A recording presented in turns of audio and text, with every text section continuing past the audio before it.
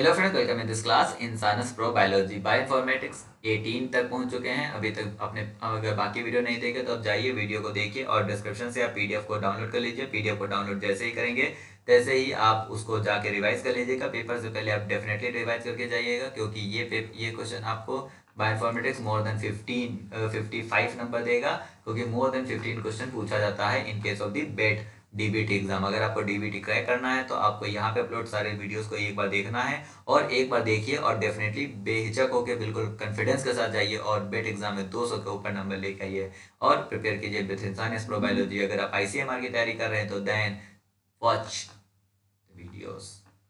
बेट gate जो भी video मैं अपलोड करता हूँ आप उसको तैयार करते रहिए। सिलेक्शन कोई रोक नहीं सकता और यहाँ पे कोई भी आपका पैसा नहीं लग रहा है, इसलिए आपको कोई भी टेंशन लेने की जरूरत नहीं है। सिर्फ आपको 20 से 30 मिनट आपको देने हैं इस चैनल पे पर डे। अगर आप मतलब जल्दी आप सक्सेस होना चाहते हैं तो आप मोर देन 2 आवर अगर आप देते हो डेफिनेटली आपका सिलेक्शन होगा, कोई रोक नहीं सकता। तो आज के कुछ बुलेट्स पॉइंट में लेके आए हैं, वही optimum global alignment local alignment से रिलेटेड। अब आप फील कर रहे होगे कि बायोइन्फॉर्मेटिक्स में कुछ चीज़ें हम रिपीट कर रहे हैं। रिपीट हम कर रहे हैं इसलिए क्योंकि आप जितनी जितनी भी जितना ज़्यादा आप सुनोगे उस चीज़ को, वो चीज़ें उतनी याद होती चली जाएगी। क्वेश्चंस नहीं, कंसेप्ट्स रिपीट होते हैं। तो चलो हम बात बता दें। कल हमने बात करी थी अलाइनमेंट से रिलेटेड। अलाइनमेंट दो तरीके की होती है, ग्लोबल अलाइनमेंट और the local alignment. Global alignment जो होती है, ग्लोबल अलाइनमेंट और लोकल अलाइनमेंट दो है। Global alignment end to end alignment होती है, जो कि एक पूरा का पूरा सीक्वेंस को अलाइन करा जाता है। पर लोकल अलाइनमेंट क्या होती है? लोकल अलाइनमेंट में हम एक शॉर्ट जो है एक लोकल सिमिलरिटीज पता लगाते हैं। तो ग्लोबल अलाइनमेंट जब भी करते हैं तो जिस एल्गोरिदम का यूज होता है उसे बोलते हैं नेडलमैन वुंच एल्गोरिदम, जो कि 1970 में दिया गया था। यहीं पे अगर हम लोकल अलाइनमेंट करते हैं तो लोकल अलाइनमेंट में हम स्मिथ वाटरमैन एल्गोरिदम यूज करते हैं। तो नेडलमैन वुंच एल्गोरिदम जो है वो आपका ग्लोबल अलाइनमेंट के लिए यूज होता है, और लोकल अलाइनमेंट के लिए स्मिथ वाटरमैन एल्गोरिदम होती है। ये क्वेश्चन गेट वी में डायरेक्ट पूछा जा सकता है। तो अगर आप गेट वी की तैयारी कर रहे हो तो भी यह वीडियो आपके लिए बहुत इंपॉर्टेंट है, और इसका पीडीएफ आपके डिस्क्रिप्शन में दिया हुआ है। The local alignment, this is suitable to identify the local similarities between the two sequences, useful when the sequences are very distant and when one sequence is significantly shorter than other। अगर दोनों sequence जो है छोटे बड़े हैं तो आप local alignment use कर सकते हो to find out the similarities. वहीं पे इस जो आपका इसमें जो एल्गोरिदम यूज होता है वो स्मिथ वाटरमैन एल्गोरिदम यूज होता है। Perform the local alignment for determining similar region between two strings of nucleic acid sequences and protein sequences. वो मैंने बहुत मैं पहले जैसे बायोइन्फॉर्मेटिक्स मैंने शुरू करा था उसी दिन हमने बताया था कि दो तरह की सीक्वेंसेस होती है, दो तरह की डेटाबेस होता है, एक न्यूक्लिक एसिड डेटाबेस और दूसरा protein database. Nucleic acid database में है न्यूक्लियोटाइड्स की सीक्वेंसेस होती है, प्रोटीन डेटाबेस में अमीनो एसिड की सीक्वेंसेस होती है। Instead of looking at the entire sequence, Smith-Waterman algorithm compare the segment of all possible length and optimize the similarity measure। ये क्या करता है? पूरा का पूरा सीक्वेंस को कंपेयर ना करके थोड़ा पॉसिबल लेंथ जो कि जो एक मतलब जो सिमिलर सीक्वेंस लेंथ पाई जाती है उसको वो कंपेयर कर लेता है, और उसको कंपेयर करके लोकल सिमिलरिटीज हमें देता है।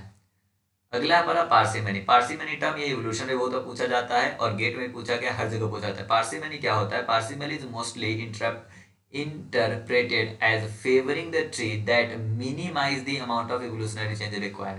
मतलब क्या है? जितना ही कम evolutionary change से किसी भी ट्री को अगर हम किसी भी ट्री को हम बता दे, अगर हम सबसे कम evolutionary change से किसी ट्री को एक्सप्लेन कर पा रहे हैं तो that type of the tree is या that type of the concept is known as parsimony। Parsimony term का मतलब ये होता है कि minimum amount of change required, minimum amount of change required अगर पार्सिमनी है तो। Basic Z score formula, Z score का फार्मूला है Z equal to X minus mu by sigma. मतलब क्या है? स्कोर ऑफ अलाइनमेंट, जेड क्या आपका स्कोर ऑफ अलाइनमेंट है, मतलब कैसे निकालते हैं वो लिखा हुआ है। जेड जो है आपका जेड स्कोर, तो score of alignment minus mean upon standard deviation. तो अगर आपसे कोई जेड स्कोर पूछेगा किसी भी फार्मूला में तो आप क्या करोगे? स्कोर ऑफ अलाइनमेंट देख लोगे। स्कोर ऑफ अलाइनमेंट हम कैसे देखते हैं? स्कोर ऑफ अलाइनमेंट हम यहाँ पे हम बता दें। स्कोर ऑफ अलाइनमेंट के लिए हम तीन चीजें देखते हैं, एक मैच, एक मिसमैच, एक हम देखते हैं गैप। गैप भी दो तरीके के, गैप इनिशिएशन और गैप इलोंगेशन। तो अगर मैच है तो +1, अगर मैच नहीं है मिसमैच है तो -1, अगर गैप आपका इनिशिएट हो रहा है तो -1 और आप इलोंगेट कर रहे हो तो -2 की पेनाल्टी के साथ हम इसको देखते हैं। यह जो है हमने वीडियो अपलोड कर रखी, एक एक बुलेट पॉइंट में ये बातें बता रखा है कि कितने पर क्या होता है। तो इससे हम क्या करते हैं, स्कोर ऑफ अलाइनमेंट निकालते हैं, उसके बाद उससे हम मीन को माइनस करके स्टैंडर्ड डेविएशन से डिवाइड कर देते हैं, that is called a Z score. चलिए यहाँ पे क्या है, complexity arise in the algorithm, complexity arise in the algorithm compare to the Needleman बुंच algorithm of a global alignment which has a complexity O m into n. So when p and the q are the length of the sequence, the computational complexity of the Smith-Waterman algorithm is p into q.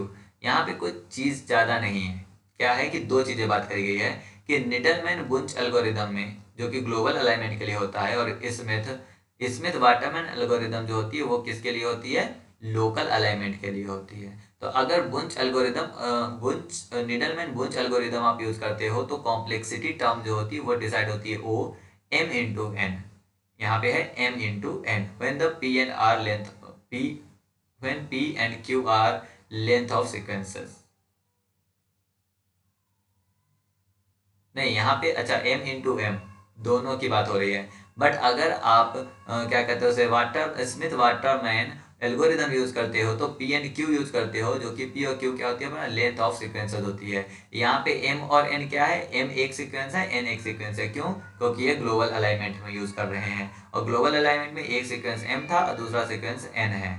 लेकिन अगर हम local की बात करते तो local में P और Q है, जो कि एक पी लेंथ है और क्यू लेंथ है, इन दोनों के बीच में यूज करते हैं, तो कॉम्प्लेक्सिटी जो होती है वो आपका P इंटू क्यू होती है।